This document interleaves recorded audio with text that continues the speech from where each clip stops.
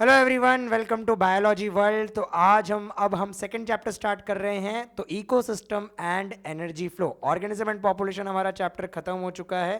Ecosystem and energy flow हम start करने वाले हैं। तो जो महाराष्ट्र स्टेट बोर्ड के बच्चे हैं, फरवरी में एग्जाम स्टार्ट होने वाले हैं। तो यहाँ पर हम सारे चैप्टर्स के वीडियोस अपलोड करेंगे। थोड़ा सा डिले हो गया 14 चैप्टर, लेकिन अभी रेगुलर बेसिस पे वीडियोस आएंगे। चलो, तो इकोसिस्टम एंड एनर्जी फ्लो अगर मैं बात करूँ तो 4 मार्क्स यहाँ पर विथ ऑप्शन वेटेज है, ठीक है। और थ्री मार्क्स। तो ये चैप्टर काफ़ी इजी है, एक दिन में ख़त्म होने वाला चैप्टर है, आप कर सकते हैं। तो शुरू करते हैं। इकोसिस्टम एंड एनर्जी फ्लो बहुत इजी चैप्टर है, ठीक है। इकोलॉजी यूनिट का अगर मैं वेटेज की बात करूँ तो विथ ऑप्शन यहाँ पर 4 मार्क्स आते हैं और विदाउट ऑप्शन 3 मार्क्स। ज़्यादातर डेफिनेशंस होते हैं और आपके 2 मार्क्स के क्वेश्चंस यहाँ पर आ सकते हैं, ईजी आते हैं। इंट्रोडक्शन हम समझते हैं, व्हाट इज़ इकोसिस्टम, ठीक है। तो इकोसिस्टम अगर मैं बात करूँ तो पहले तो इकोसिस्टम समझते हैं। Ecosystem is a self sustaining, self regulatory, structural and functional unit of nature. अगर मैं बात करूं तो नेचर का ये सेल्फ सस्टेनिंग होता है। याद रखना है इकोसिस्टम है क्या, तो it is a self sustaining and self regulatory. अब क्या होता है ये दोनों का मतलब?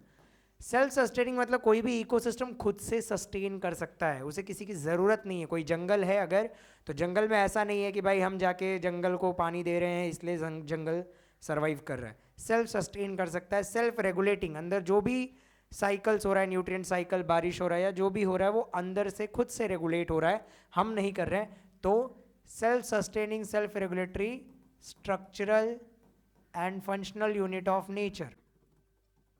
नेचर बोलो, बायोस्फीयर बोलो, तो सेल्फ सस्टेनिंग, सेल्फ रेगुलेटरी होता है इकोसिस्टम। क्लियर है? इकोसिस्टम अगर मैं बात करूँ तो 2 तरीके के इकोसिस्टम होते हैं ऐसे नेचुरल इकोसिस्टम के अंदर। एक जो ज़मीन वाले होते हैं उनको हम टेरेस्ट्रियल इकोसिस्टम बोलते हैं, और एक पानी वाले होते हैं जिनको हम एक्वेटिक इकोसिस्टम बोलते हैं। ईजी, कोई टफ नहीं है। ज़मीन टेरेस्ट्रियल, फॉरेस्ट हो गया, क्रॉप लैंड हो गया, फार्म लैंड हो गया, ज़मीन हो गया। ज़मीन पे कोई भी चीज़ आ रही है तो उसको हम बोलेंगे टेरेस्ट्रियल इकोसिस्टम। पानी में कोई भी चीज़ आ रही है तो उसको हम क्या बोलेंगे? Aquatic ecosystem. A.G. टैंसली साहब ने ये टर्म कॉइन किया था, आपको ये याद रखना है, ओके। तो अगर मैं बात करूँ इकोसिस्टम, अब मैन मेड इकोसिस्टम और नेचुरल इकोसिस्टम ये 2 टाइप के होते हैं। What is natural ecosystem? जो नेचर ऑटोमेटिक, जो सेल्फ सस्टेनिंग है, उसको हम क्या बोलते हैं? Natural ecosystem. Man made ecosystem वो इकोसिस्टम जहां पर ह्यूमन की इंटरफेरेंस की ज़रूरत है। जैसे कि फिश टैंक, अगर फिश टैंक में आप खाना नहीं डालोगे तो क्या फिश को खाना मिलेगा? नहीं मिलेगा, तो मैन मेड इकोसिस्टम है। और अगर मैं बात करूँ क्रॉप लैंड, तो क्रॉप लैंड, फार्म लैंड भी मैन मेड इकोसिस्टम है, क्योंकि अगर आप वहाँ पर सीड्स नहीं डालोगे, पानी नहीं डालोगे, तो वो फार्म लैंड नहीं बनेगा। समझ में? मतलब वहाँ पर क्रॉप्स नहीं आएंगे।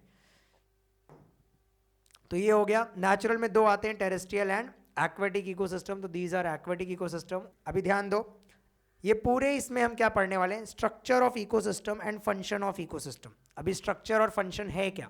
स्ट्रक्चर ऑफ इकोसिस्टम में आपको 2 डेफिनेशन इंपॉर्टेंट है जो याद रखना है। पहला है स्ट्राटिफिकेशन। अब स्ट्राटिफिकेशन क्या होता है? स्ट्राटिफिकेशन अगर मैं बात करूं तो vertical distribution of plant and animal species. तो आपको यहां पर दिख रहा है ना वर्टिकल। तो आप अगर मैं बात करूं सबसे नीचे बॉटम लेयर कौन है? Shrubs and herbs. फिर ये आपको दिख रहा है अंडर स्टोरे। फिर इससे ऊपर कौन है? कैनोपी। तो ये कैसा डिस्ट्रीब्यूशन है? वर्टिकल। इस डिस्ट्रीब्यूशन को हम बोलते हैं स्ट्राटिफिकेशन। इसी तरीके से जोनेशन होता है। जोनेशन क्या होता है? Horizontal distribution of plant and animal species. Simple है, हॉरिजॉन्टली। तो अगर मैं बात करूँ यहाँ पर देखो हॉरिजॉन्टल, यहाँ फिश, इस पॉइंट पे देखो तो ये बर्ड्स है। फिर यहाँ पर देखो ये बर्ड्स आ रहे हैं। फिर यहाँ पर थोड़े से क्रैब्स वगैरह, मतलब क्रैब्स यहाँ पर आएंगे। फिर स्मॉल फिशेस और डीप ओशन। तो ये जो डिस्ट्रीब्यूशन है, ये कैसा डिस्ट्रीब्यूशन है? Horizontal. There are 2 types of. तो स्ट्रक्चर में हम 2 हमने पढ़ा, स्ट्राटिफिकेशन एंड जोनेशन। इंपॉर्टेंट है, आपको याद रखना है डेफिनेशन, ठीक है। अब तक क्या पढ़ा है? इकोसिस्टम का introduction, self sustaining, self regulatory, structural and functional unit of nature. फिर हमने क्या पढ़ा? 2 टाइप के इकोसिस्टम है, नेचुरल और मैन मेड। क्लियर? इजी है। नेचुरल में टेरेस्ट्रियल और एक्वेटिक आ जाता है, मैन मेड में क्रॉप लैंड आ जाता है, आपके घर का फिश टैंक आ जाता है। स्ट्रक्चर ऑफ इकोसिस्टम, स्ट्रक्चर में 2 स्ट्रक्चर है। Vertical distribution of plant and animal species, जिसको हम स्ट्राटिफिकेशन बोलते हैं, याद रखना है। और horizontal distribution of plant and animal species, उसको हम क्या बोलते हैं? जोनेशन। कोई डाउट है? अब हम फंक्शन की बात करें, कोई भी इकोसिस्टम है, ये नीट में भी आया हुआ क्वेश्चन है, कोई भी इकोसिस्टम है उसमें 4 फंक्शन होते हैं, वो फंक्शनल कंपोनेंट होते हैं। क्या क्या होता है उसको हम डिटेल में पढ़ने वाले, इजी है। कोई भी इकोसिस्टम है तो वहाँ खाना बनता है, खाना कौन बनाता है? प्लांट, उसको हम बोलते हैं प्रोडक्टिविटी। फिर प्लांट हो या एनिमल हो, एक दिन डेथ होता है, डेथ होने के बाद वो डीकम्पोज होकर दोबारा सॉइल में मिल जाता है, उसको हम बोलते हैं डीकम्पोजिशन। ओके, तो चारों को हम डिटेल में पढ़ने वाले हैं, प्रोडक्टिविटी, डीकम्पोजिशन, न्यूट्रिएंट साइक्लिंग। जो भी नेचर में होता है वो न्यूट्रिएंट साइकिल होते रहता है, तो कार्बन साइकिल हम यहाँ पढ़ेंगे, फॉस्फोरस साइकिल हम यहाँ पर पढ़ेंगे, और एनर्जी फ्लो कि एनर्जी फ्लो, प्लांट को कौन खाता है? प्राइमरी कंज्यूमर, प्राइमरी कंज्यूमर को कौन खाता है? सेकेंडरी कंज्यूमर, सेकेंडरी कंज्यूमर को कौन खाता है? Tertiary consumer. तो ये एनर्जी फ्लो होते जाता है।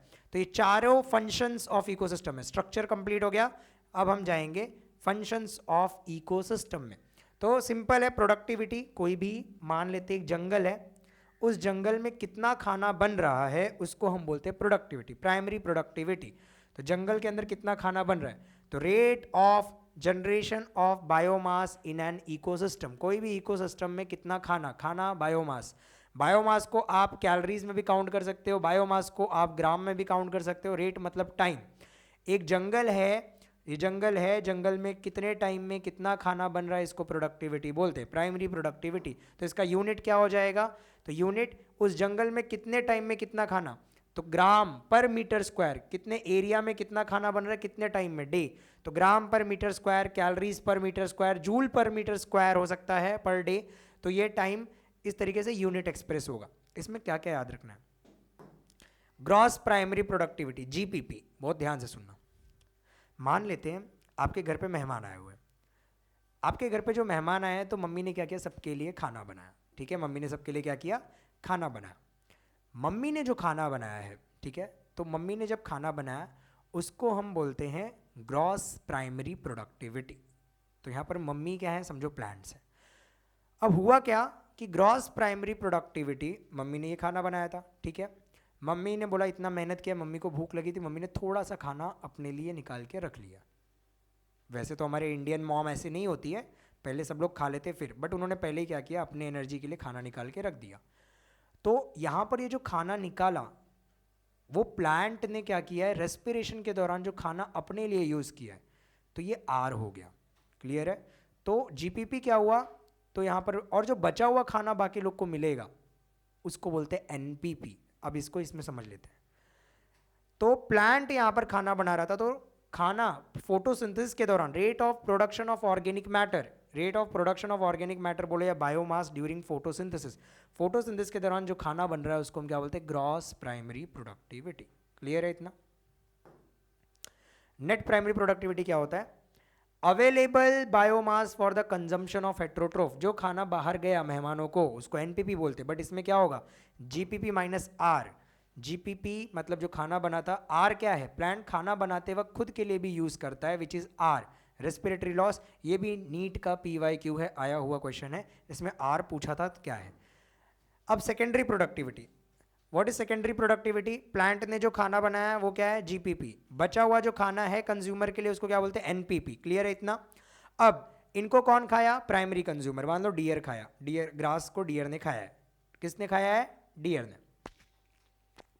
डियर को लायन ने खाया, डियर को लायन ने खाया मान लो, तो डियर भी खाना हुआ लायन के लिए, तो इसको बोलते हैं सेकेंडरी प्रोडक्टिविटी। तो वो ये क्या होता है, rate of formation of new organic matter by consumer. तो डियर जो है वो खाना है, न्यू ऑर्गेनिक मैटर है उनके कंज्यूमर्स के लिए, तो सेकेंडरी प्रोडक्टिविटी हो गया। जैसे मान लेते हैं एक ग्रास है, ग्रास को मान लो स्नेक ने खाया, स्नेक को पिकॉक ने खाया, तो जो स्नेक के लेवल का खाना बन रहा है उसको क्या बोलेंगे, सेकेंडरी प्रोडक्टिविटी। क्लियर है इतना?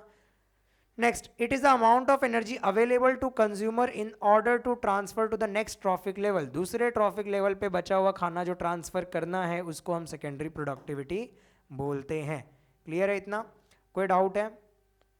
अभी इस दुनिया में जो खाना बनता है, एनुअल बायोमास जो अर्थ पे बनता है 170 बिलियन टन्स बनता है। कितना बनता है, 170 बिलियन टन्स। तो एनुअल एनपीपी याद रखना है कितना, 170 बिलियन टन्स बनता है। ओके, जिसमें अगर मैं बात करूं, एक्वेटिक है और टेरेस्ट्रियल। तो एक्वेटिक में सिर्फ 55 बिलियन टन्स खाना बनता है और बाकी के इसमें क्या हो गए 115 बिलियन टन्स। ठीक है, 5 5 10 11 5 कितना हो जाएगा 5 5 10 1 5 1 6 1 7, तो 115 बिलियन टन्स ये हो गया टेरेस्ट्रियल के लिए। तो annual net primary productivity aquatic में 55 बिलियन टन्स है और टेरेस्ट्रियल में 115 बिलियन टन्स है। तो ये हो गया हमारा। कोई डाउट है? तो हमने पहला फंक्शन पढ़ा प्रोडक्टिविटी कि कितना खाना कितने टाइम में बन रहा है, कितने एरिया में, उसको हम प्राइमरी प्रोडक्टिविटी बोलते हैं। ग्रॉस प्राइमरी प्रोडक्टिविटी क्या बोलते हैं? Rate of generation of biomass during photosynthesis. Photosynthesis के दौरान कितना खाना बनता है उसको जीपीपी बोलते हैं। Available biomass for consumption of consumer. Consumer जब खाना खा रहे हैं तो उसमें जो बचा हुआ खाना है उसको हम एनपीपी बोलते हैं। एनपीपी का फॉर्मूला क्या होता है? GPP minus are. आर क्या होता है? प्लांट जब खाना बनाते हैं तो अपने लिए भी यूज़ करते हैं, तो जीपीपी माइनस आर निकाल दिया तो बचा हुआ खाना जो मेहमान के पास गया, जो बाकी कंज्यूमर के पास गया, NPP. Secondary productivity, rate of generation of new organic matter by consumer. Deer ने घास को खाया, अब डियर ने उसको चेंज किया न्यू ऑर्गेनिक मैटर जिसको लायन खा सकता है। लायन डायरेक्ट घास खा सकता है क्या? नहीं खा सकता, तो इसको हम बोलेंगे सेकेंडरी प्रोडक्टिविटी। तो इसमें आपको क्या क्या याद रखना है? What is primary productivity, what is gross primary productivity, what is unit, what is net primary productivity and what is secondary productivity. यह प्रोडक्टिविटी के ऊपर भी आ सकता है। डीकम्पोजिशन, क्या होता है डीकम्पोजिशन?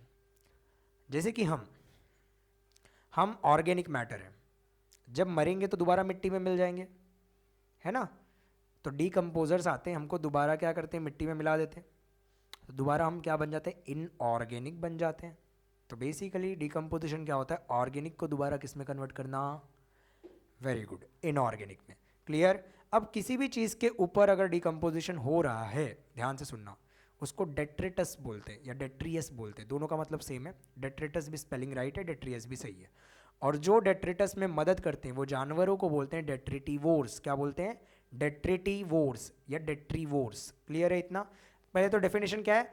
वही है, process of breaking down complex organic matter, complex organic matter into inorganic substances. तो हम उसको ऑर्गेनिक को इनऑर्गेनिक में कन्वर्ट करते हैं, carbon dioxide, water and nutrient by decomposer. अब इसमें आपको ये स्टेप्स याद रखना है। पहला स्टेप फ्रैगमेंटेशन। पहला स्टेप क्या होता है? फ्रैगमेंटेशन। फ्रैगमेंटेशन में क्या होगा? जैसे मान लो कोई भी पत्ता है, वो नीचे गिरा, उसको अर्थवॉर्म आके खाया, तो क्या वो पार्टिकल में कन्वर्ट हो गया? ठीक है, किस में कन्वर्ट हो गया?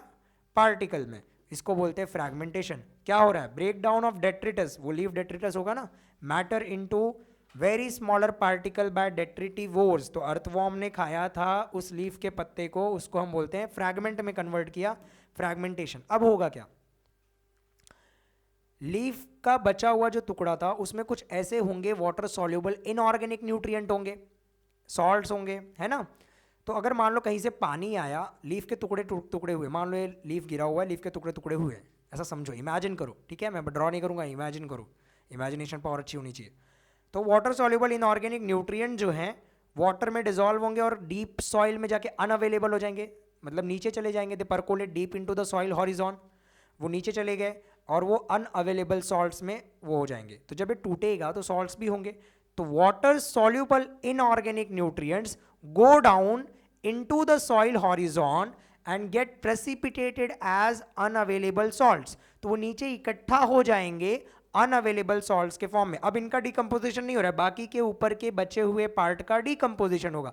मेरी बात ध्यान से सुनना, पहले फ्रैगमेंट में टूटा, फ्रैगमेंटेशन, फिर ऊपर जो भी वाटर सॉल्युबल इनऑर्गेनिक न्यूट्रिएंट जो थे वाटर में डिजोल्व हुए, ये जमीन है, इस पे डिजोल्व हुआ और वो नीचे चला गया। पानी तो नीचे जा सकता है ना, तो वो अवेलेबल हो गया कितने, सॉरी, ये प्रेसिपिटेटेड हो गया अनअवेलेबल सॉल्ट्स के फॉर्म में। अब बाकी का जो ऊपर बचा हुआ पार्ट है, बाकी का जो ऊपर बचा हुआ पार्ट है वो क्या होगा? उसका फर्दर ब्रेक डाउन होगा, उसको हम बोलते हैं कैटाबॉलिज्म। तीसरा स्टेप, पहला फ्रैगमेंटेशन, ठीक है, फ्रैगमेंट में ब्रेक होगा। दूसरा लीचिंग, जिसमें water soluble inorganic nutrient percolate deep into the soil horizon and get precipitated as one unavailable salt. तीसरा क्या होगा यहाँ पर? Catabolism, further break down, degradation of detritus material into simple inorganic substance, और further break down होगा into simpler organic substance by bacteria and fungus, उसको हम क्या बोलते हैं? कैटाबॉलिज्म। ऊपर वाले पार्ट का और ब्रेक डाउन हुआ और वो बन गया खाद। क्या बन गया? खाद, जिसको ह्यूमस बोलते हैं, ठीक है? तो और ब्रेकडाउन होने के बाद ह्यूमस बन गया, उसको बोलते हैं ह्यूमिफिकेशन। क्या बोलते हैं? तो process of accumulation of humus. अब ह्यूमस क्या होता है? खाद होता है, डार्क होता है, अमॉर्फस होता है, कोलॉइडल होता है, पार्शियली डिकम्पोज होता है। कैसा होता है? याद रखना है, पूरा डिकम्पोज नहीं हुआ है। आपको लग रहा होगा भाई सर डिकम्पोजिशन कंप्लीट हो गया, तो आप गलत समझ रहे हो, डिकम्पोजिशन कंप्लीट नहीं हुआ है। कैसा है ये? रिकॉल करना है, पार्शली डिकम्पोज्ड। कैसा पार्टिकल होता है ह्यूमस? पूरा डिकम्पोज नहीं हुआ है, आधा डिकम्पोज हुआ है, आधा। आई रिपीट, तो process of accumulation of humus is known as humification. और ये कैसा होता है? डार्क कलर्ड अमॉर्फस सब्सटेंस होता है और ये पार्शियली डिकम्पोज पार्टिकल होता है। क्लियर? और बाद में इसका जो ब्रेकडाउन होता है वो बहुत ही स्लो होता है। इसके बाद वाला जो स्टेप होता है बहुत स्लो होता है। मिनरल बनने के प्रोसेस को बोलते हैं मिनरलाइजेशन। ठीक है, तो ह्यूमस का फर्दर ब्रेकडाउन होगा। Release of inorganic nutrient on degradation of humus. Humus का डिग्रेडेशन होने के बाद जो बनता है उसको मिनरलाइजेशन बोलते हैं। By some microbes the above steps in decomposition operate simultaneously on the detritus.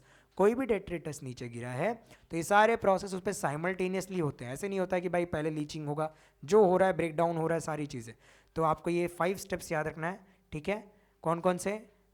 Fragmentation, leaching, water soluble inorganic nutrient नीचे चले गए, फर्दर ब्रेकडाउन हुआ, कैटाबॉलिज्म, बन गया ह्यूमस, ह्यूमिफिकेशन, और उससे बन गया मिनरल, मिनरलाइजेशन। क्लियर? तो हमारा प्रोडक्टिविटी फंक्शन हो चुका है, डीकम्पोजिशन फंक्शन हो चुका है। ठीक है, अब देखते हैं आपको क्या क्या आता है। उप्स, चलो ठीक है, देख लिया आपने। Vertical distribution of plant and animal species क्या होता है? Stratification.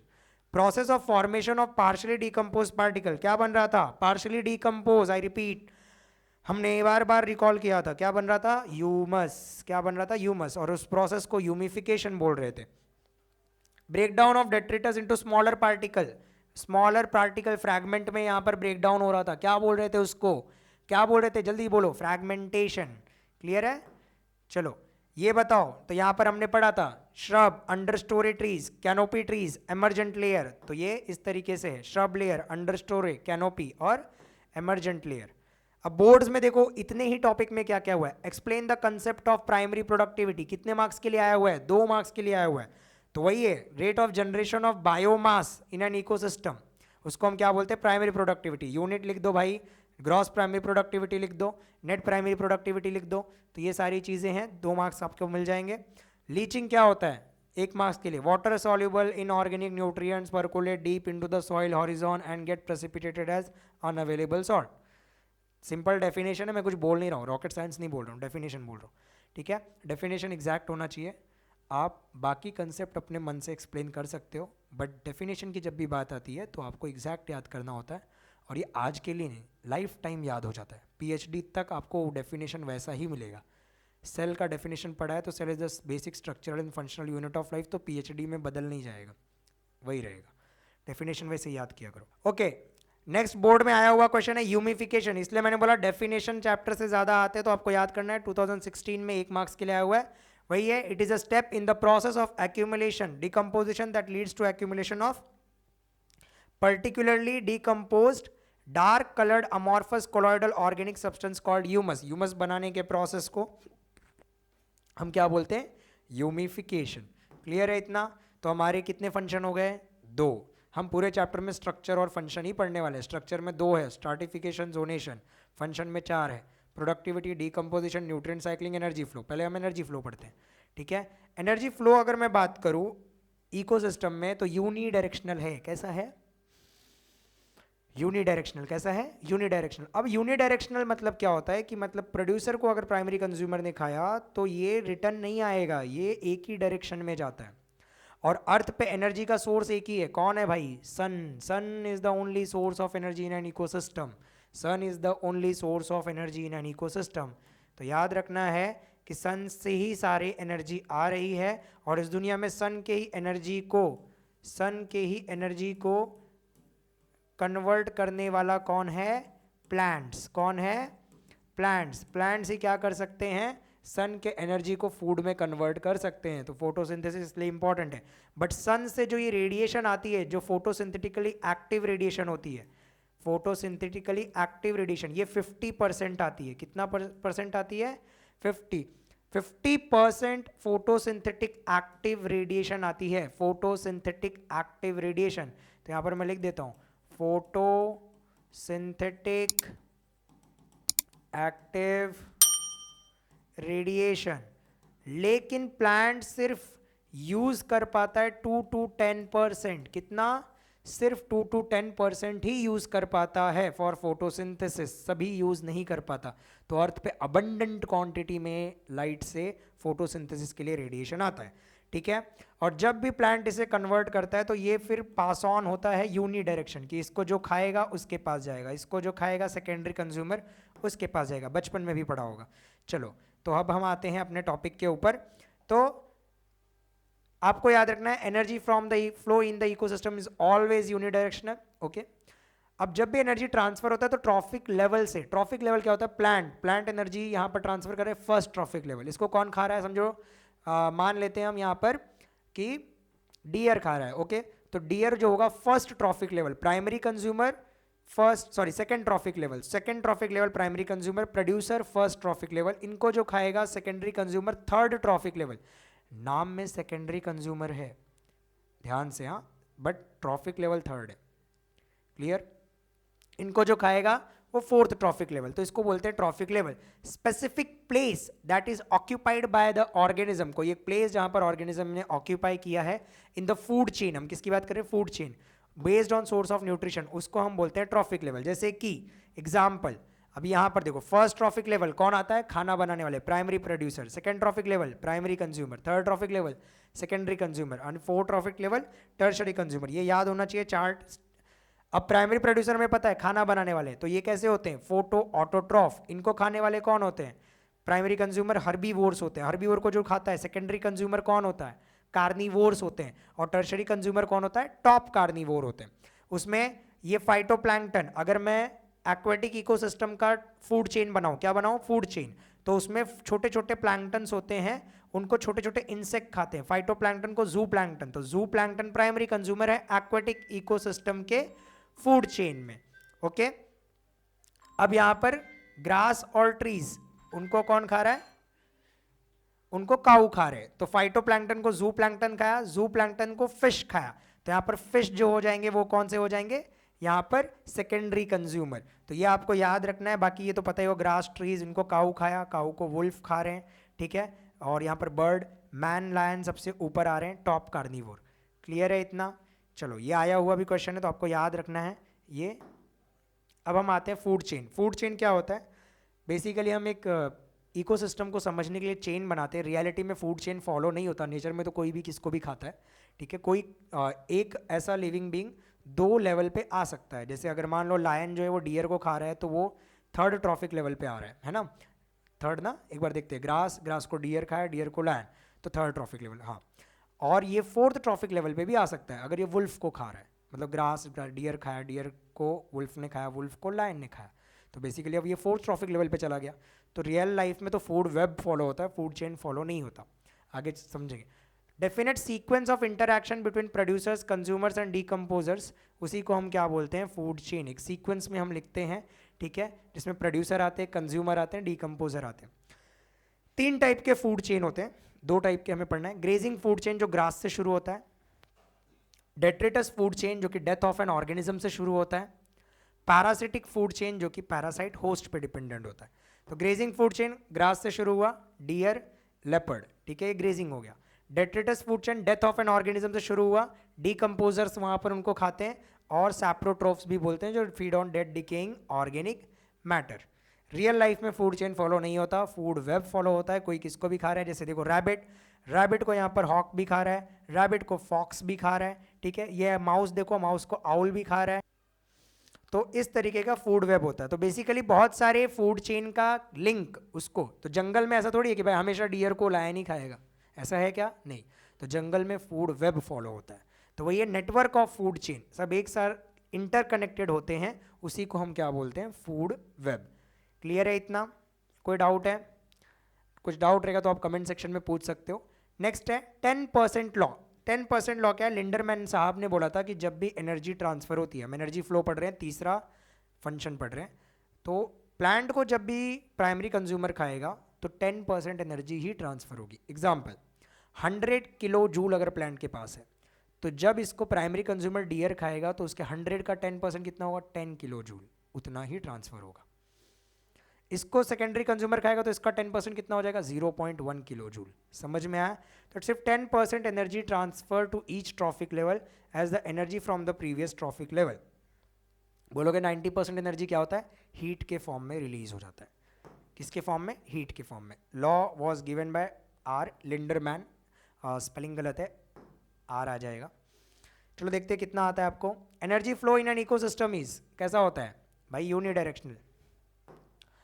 Maximum amount of stored energy would be found in, सबसे ज्यादा एनर्जी किसमें मिलेगा भाई, भाई सबसे ज्यादा एनर्जी प्लांट में मिलेगा, ऑटोट्रॉफ, है ना? सही बोल रहा हूं कि गलत बोल रहा हूं? Plant captures only 2 to 10% of the photosynthetic active radiation. अब देखो यहां पर कौन सा टाइप ऑफ फूड चेन है, ग्रेजिंग फूड चेन है भाई, ग्रास से शुरू हो रहा है ना, डेथ ऑफ एन ऑर्गेनिज्म मतलब detritus food chain.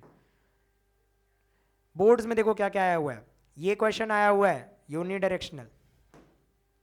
Food chain में हर्बीवोर्स कहां पर आते हैं भाई, क्या है हर्बीवोर्स, प्लांट को खा रहे हैं ना हर्बीवोर्स, तो क्या है, प्राइमरी कंज्यूमर्स। बहुत इजी इजी क्वेश्चन आते हैं, चैप्टर में तो पक्का है, 4 नंबर तो आप निकाल ही सकते हो, इसलिए लिखा है 4 मार्क्स फिक्स्ड। ओके, और अगर आपको ये पीपीटी चाहिए तो कमेंट सेक्शन में मेंशन करो, एटलीस्ट मुझे 20 to 30 कमेंट्स चाहिए, तब जाके मैं ये पीपीटी शेयर करूंगा, और सब्सक्राइबर मेरे 100 हो जाए तो। चलो शेयर करना है आपको, तो मैंने बोला था कि ये चार्ट याद कर लो, ये आने ही वाला है। प्राइमरी प्रोड्यूसर कौन थे, ठीक है, ग्रास थे, फाइटोप्लैंक्टन थे, अगर आपको याद होगा ट्रीज थे, मैन और लायन क्या थे, टॉप कार्निवोर थे। तो ये डायरेक्टली आया हुआ है टर्शरी कंज्यूमर, तो आपको ये डायरेक्टली चार्ट याद करना है, जितने भी चार्ट आपको दिख रहे हैं, ज़्यादा नहीं है, 3 ही है उसमें। चलो पिरामिड पढ़ते हैं। What is pyramid? पिरामिड कुछ नहीं है, जो आपने फूड चेन पढ़ा, प्राइमरी प्रोड्यूसर, प्राइमरी कंज्यूमर, इनको ग्राफ में रिप्रेजेंट किया जा रहा है। तो 3 पिरामिड पढ़ने वाले हैं, pyramid of number, pyramid of biomass, pyramid of energy flow. What is ecological pyramid? Graphical representation of the relationship between the organisms of various successive trophic level with respect to energy, biomass, number। तीनों के pyramid पढ़ने वाले हम graph में represent कर रहे हैं। जैसे primary producer, pyramid of number, तो दुनिया में अगर मैं बनाऊंगा एक्वेटिक इकोसिस्टम, एक्वेटिक नहीं, टेरेस्ट्रियल इकोसिस्टम का अगर मैं पिरामिड बना रहा हूं, तो मुझे पता है उसका बेस ब्रॉड होगा, क्योंकि दुनिया में प्लांट ज़्यादा है। यस और नो? प्लांट ज़्यादा है ना कि कम है? कम है कि ज़्यादा है भाई? ज़्यादा है ना, उससे कम उनको खाने वाले हैं, उससे कम उनको खाने वाले हैं, उससे कम उनको खाने वाले, तो पिरामिड ऐसे बन रहा है ना। इस पिरामिड को बोलते हैं अपराइट पिरामिड। क्या बोलते हैं? Upright pyramid. 2 तरीके के पिरामिड होते हैं, अपराइट और इन्वर्टेड। अब मैं एक और पिरामिड आपको बताता हूँ, आपको बताना है कि अपराइट है इन्वर्टेड। एक पेड़ है, ध्यान से सुनना, पेड़ के ऊपर प्राइमरी कंज्यूमर, वहाँ पर बर्ड्स हैं, वहाँ पर बर्ड खा रहा है, इंसेक्ट है जो लीफ को खा रहा है, कैटरपिलर भी है जो खा रहा है, ठीक है, और छोटे छोटे बर्ड्स हैं जो उसके सीड्स वगैरह को खा रहे हैं, ठीक है। तो ये जो पिरामिड है, क्या ये अपराइट बनेगा? पिरामिड ऑफ नंबर, किसकी बात हो रही है? पेड़ एक है, उस पर खाने वाले प्राइमरी कंज्यूमर क्या है? एक से ज़्यादा है ना, तो पेड़ कम हुआ कि ज़्यादा हुआ? कम हुआ ना, और ये ज़्यादा हो गए, इसीलिए इस पिरामिड को बोलते हैं इन्वर्टेड पिरामिड। क्या बोलते हैं? इन्वर्टेड, मतलब यहाँ पर ऐसे। तो pyramid of number, pyramid of biomass, pyramid of, ये पढ़ने वाले हैं। तो पिरामिड ऑफ नंबर की अगर मैं बात करूं, तो the relative number of individual per unit area different trophic level, जैसे प्रोड्यूसर कितने हो गए, इकाई, दहाई, सैकड़ा, हज़ार, 10,000, लाख, 10 लाख, 50 लाख है ना, तो 50 लाख है। हमेशा टेरेस्ट्रियल इकोसिस्टम में अपराइट, इस पिरामिड को बोलते हैं अपराइट पिरामिड ऑफ नंबर। दुनिया में पेड़ ज़्यादा है ना, पेड़ को खाने वाले उससे कम है, उसको खाने वाले उससे कम है। अगर ऐसा होता कि भाई पेड़ कम है और उसको खाने वाले ज़्यादा है, तो हम जिंदा रहते क्या? पेड़ पहले खत्म हो जाता। तो ऐसे पिरामिड को अपराइट पिरामिड बोलते हैं। Pyramid of number can be upright और इन्वर्टेड, ये अपराइट भी हो सकता है और इन्वर्टेड भी हो सकता है, ठीक है। तो अपराइट और इन्वर्टेड, अपराइट पिरामिड जो होता है वो आपको टेरेस्ट्रियल इकोसिस्टम में जैसे कि देखना मिल रहा है।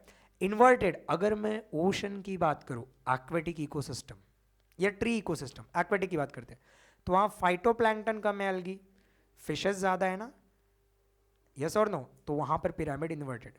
मेरा एक सवाल है, नीट के बच्चे जो कर रहे होंगे वो कमेंट करना, अगर प्लांट कम हुए और उनको खाने वाले ज़्यादा हुए, तो ऐसा इकोसिस्टम स्टेबल रहेगा क्या? क्योंकि प्लांट खत्म होंगे तो इवेंचुअली वो भी खत्म हो जाएंगे अगर प्लांट के नंबर कम है। तो एक्वेटिक इकोसिस्टम स्टेबल कैसे है, ये मुझे आप कमेंट सेक्शन में आंसर बताएंगे। ओके, तो मैंने बता दिया नंबर का पिरामिड दोनों हो सकता है, अपराइट भी हो सकता है, इन्वर्टेड, जैसे कि ट्री इकोसिस्टम का इन्वर्टेड होगा और एक्वेटिक का भी। बायोमास में भी सेम है, कुछ अलग नहीं है, इसका भी पिरामिड कैसा हो सकता है, अपराइट भी हो सकता है, इन्वर्टेड। हमेशा प्लांट ज़्यादा होते हैं, उनको खाने वाले कम, तो अगेन पिरामिड ऑफ बायोमास जो होगा वो दोनों हो सकता है, अपराइट और inverted. Inverted aquatic ecosystem same, aquatic में फिशेस ज़्यादा हैं, प्लांट कम है। तो अगेन मेरा वही सवाल है, एक्वेटिक इकोसिस्टम में ऐसा क्या है, कैसे वो जिंदा रह रहे हैं। हम याद तो कर लिए, रट्टा मार लिया भाई, inverted pyramid aquatic ecosystem, but जिंदा कैसे। Pyramid of energy flow, energy flow का पिरामिड हमेशा अपराइट होता है, इट इज ऑलवेज अपराइट। क्यों ऑलवेज अपराइट, क्योंकि एनर्जी चाहे एक्वेटिक हो चाहे टेरेस्ट्रियल हो, हमेशा 10% ही ट्रांसफर होता है, लिंडरमैन्स लॉ। तो ये हमेशा क्या होगा, अपराइट होगा। अब बोर्ड्स में आपको कौन कौन से क्वेश्चन आए हैं वो हम समझते हैं। सबसे पहला, पिरामिड ऑफ नंबर का डायग्रामेटिक रिप्रेजेंटेशन आपको देना है। तो यहां पर पिरामिड ऑफ नंबर का डायग्रामेटिक रिप्रेजेंटेशन, तो आपको सीधा डायग्राम बनाना है, उसमें ज़्यादा प्रोड्यूसर बना दो, कंज्यूमर कम बनाओ, सेकेंडरी जैसे 50 लाख था तो आप इस तरीके से बना सकते हो।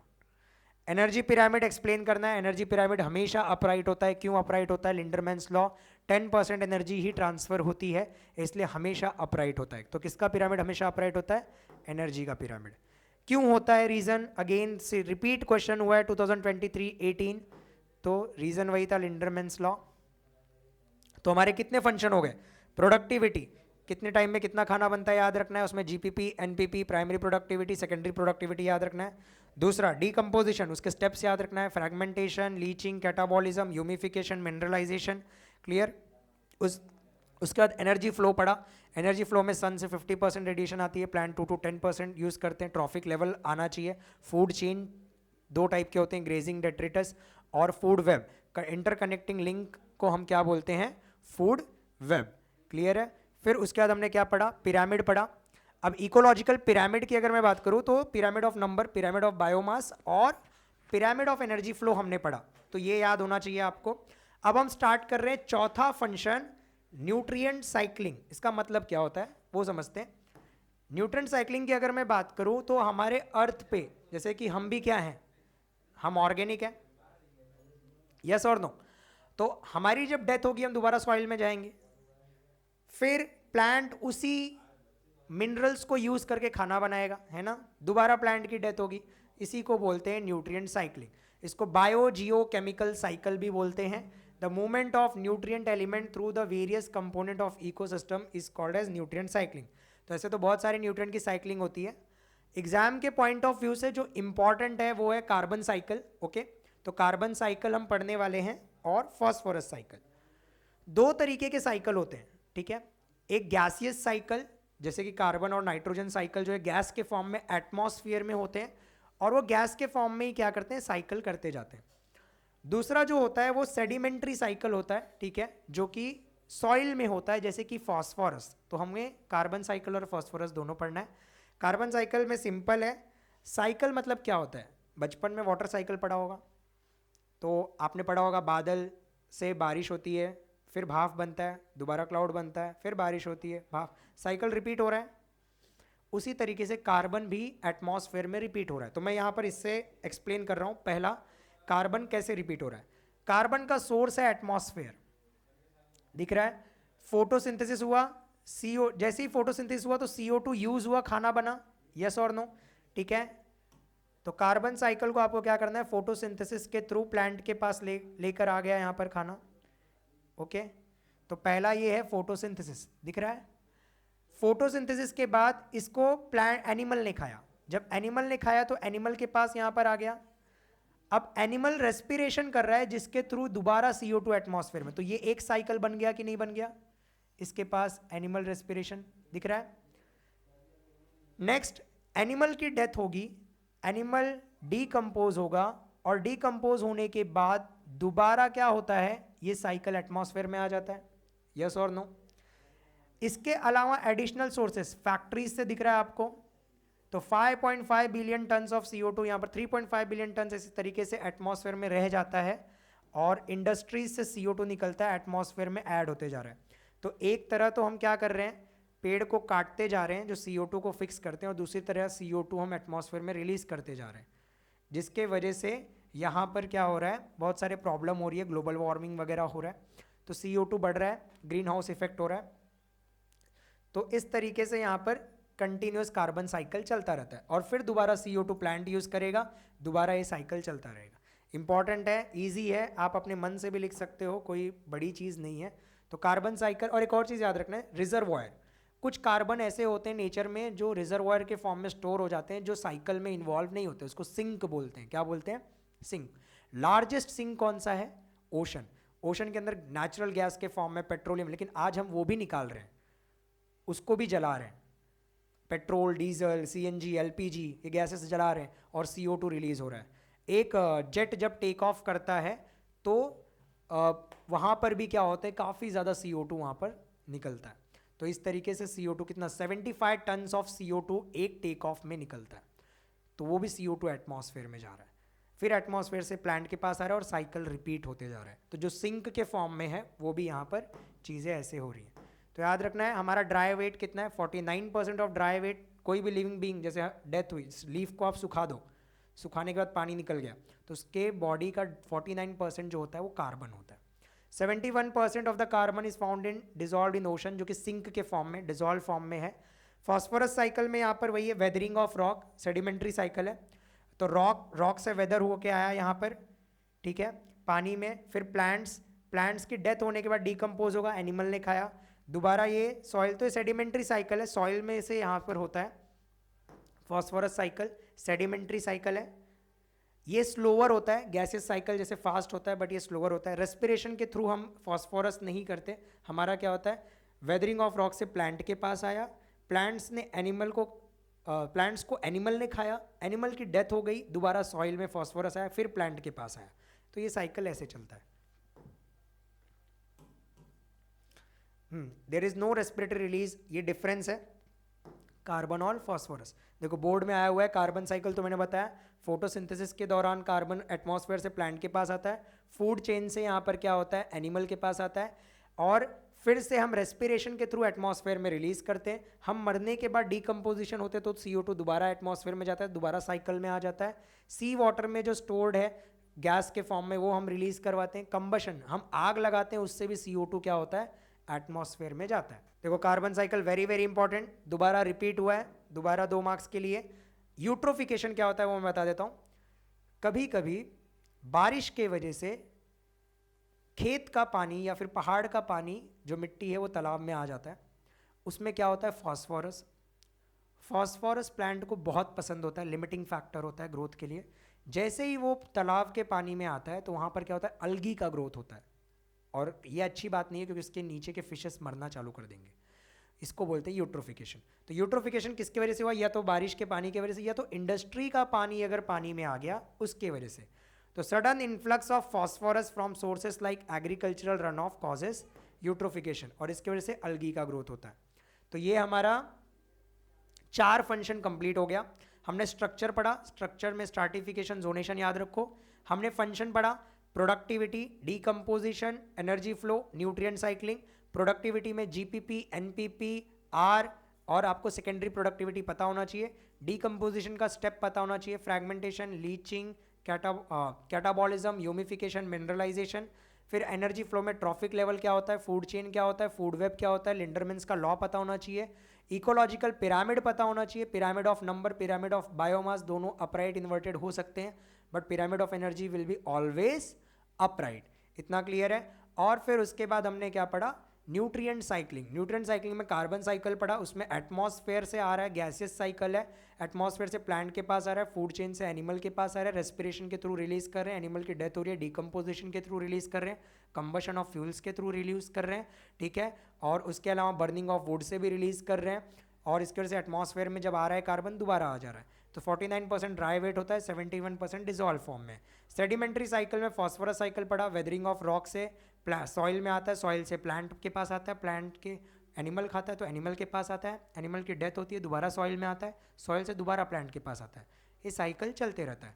अगर किसी तरीके से कारणवश, चाहे वो एग्रीकल्चरल पानी की वजह से हो या फिर मान लो इंडस्ट्रियल रन ऑफ हो, और वाटर फॉस्फोरस रिच वाटर अगर पानी में आ गया तो अल्गी का ग्रोथ हो जाता है, इसको बोलते हैं यूट्रोफिकेशन। तो यहाँ तक आपको याद रखना है व्हाट इज़ यूट्रोफिकेशन वगैरह। तो done for the day. Next session हम लोग लेक्चर 2 में कंप्लीट कर देंगे ये, और फिर हम लोग थर्ड चैप्टर फिर बायोडाइवर्सिटी कंजर्वेशन की तरफ जाएंगे। Okay, so done for the day, thank you. और लाइक और सब्सक्राइब करना मत भूलिएगा और शेयर करना मत भूलिएगा। ठीक है, आज के लिए इतना ही।